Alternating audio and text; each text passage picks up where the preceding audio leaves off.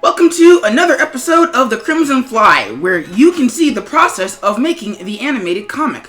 My name is Colin SkipperWing Bird. If you'd like a version of this video without the audio commentary, you can check out the links in the description below, or in the cards, or in the annotations when they appear on screen at the end of the video. Before we get started, today's music is What We Came to Do by The Passion Hi-Fi. You can find a link to download it in the description below. In terms of plot, things are getting heated, huh? I mean, guns are getting pointed with intent to fire, and somebody's getting hurt. Woo! Is this the end of The Crimson Fly? I mean, of course not. Knock on wood. But yeah, the go-through wants Joe to shoot our adorable little sibling character dead to keep this meeting quiet, and Joe is willing to go through with it. What could possibly be worth killing someone over? Or worse, how callous is the go-through that murder is the first solution? More immediately, a gun did just go off, and so someone did get shot. How is anyone getting out of this one? Breaking this down a little bit, this is a little bit of a turning point for one of the characters in this comic. I mean, you can probably guess who. And I have to admit, this is probably a little bigger in a way that I'm not entirely comfortable with. Mostly because, as a writer, I like to think of my characters, unless explicitly written otherwise, as going through a checklist of possible steps from easiest or least complicated to last resort or most difficult. And murder kind of ranks up there as creating way more problems than it solves.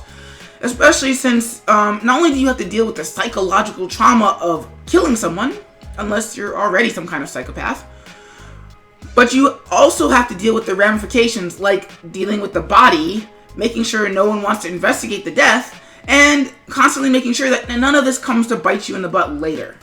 So, personally, as a reader, it's a little weird to me that the go-through suggests it so easily. It's also a little weird that Joe goes from one switch to the other, but I didn't feel that having him puzzle out his options for more than the length of the time given really advanced the plot or gave us relevant insight into our character that we didn't already know. So I left the sequence as is. I have a feeling that on rereads, this is going to feel differently. I'm going to feel differently about how this played out, but for the time being, I have this gut reaction I'm not sure I've properly sussed out. When it comes to technique, this one is pretty simple as well, though I think my particular lighting style helped it as well. Either everything is in light, or what isn't is in shadow, with a smattering of rim light around the edges to help define shapes. Pretty simple to me, until I inevitably complicate it. With regards to color, I'm finding that sometimes my approach to my mood lighting is too overt, and I need to make it a little bit more subtle. What I normally do is have one layer of mood lighting in the background as an environment mood, and one level of lighting in the foreground to indicate the mood of the narrative and how the reader should feel about what's going on.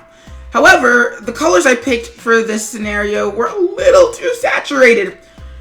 Excuse me. And so I decided to double up on the colors in the background so as to tilt the mood in the favor of the red without making it overtly dangerous. There is a danger in muddying my moods like this, but I felt it was appropriate given that this is a tipping point rather than a warning, the yellow, or an overt danger. In regards to the shakiness of the bang at the end, well, I wanted the sort of ringing that comes from after loud actions take place. And I figured the best way to accomplish this was with the shaking of the bang. Slightly more complicated to set up since that shaking also had to be a button that flashes, but still doable. As an aside, you know what's hard? Drawing freaking hands! Such a pain in my t-shirt because of how many shapes you have to not only keep track of, but keep consistent in their connection to each other. You know what's even harder? Putting something in those hands, since that object has to have weight and those hands have to react accordingly. You know what makes that even more difficult? When that object is a freaking gun. I mean, with swords or sticks, it's a singular object, like a line. with little deviation, so that's relatively simple. But with the gun, you have an inorganic L shape with lots of little details that you have to get just right so it doesn't look like putty, and it's so frustrating. Sounds like I need to practice a little more. Speaking of, no one should hold a gun like that. I mean, holding it seems like it's asking for something to go wrong. Jeez, I mean, thank you to one of my streamers for giving me an idea about where this should go from here. I mean, it was always going to go the way it was going to go. But that suggestion just makes things a little bit more explosive.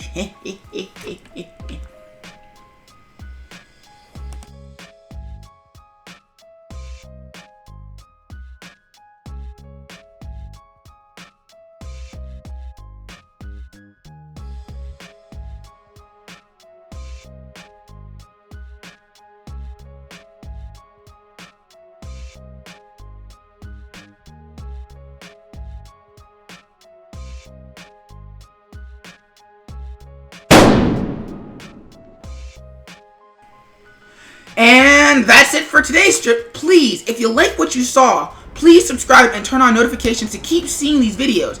Also, don't forget to check out this video in its original interactive format. This is Colin SkipperWing Bird signing out, and I'll catch you peeps later!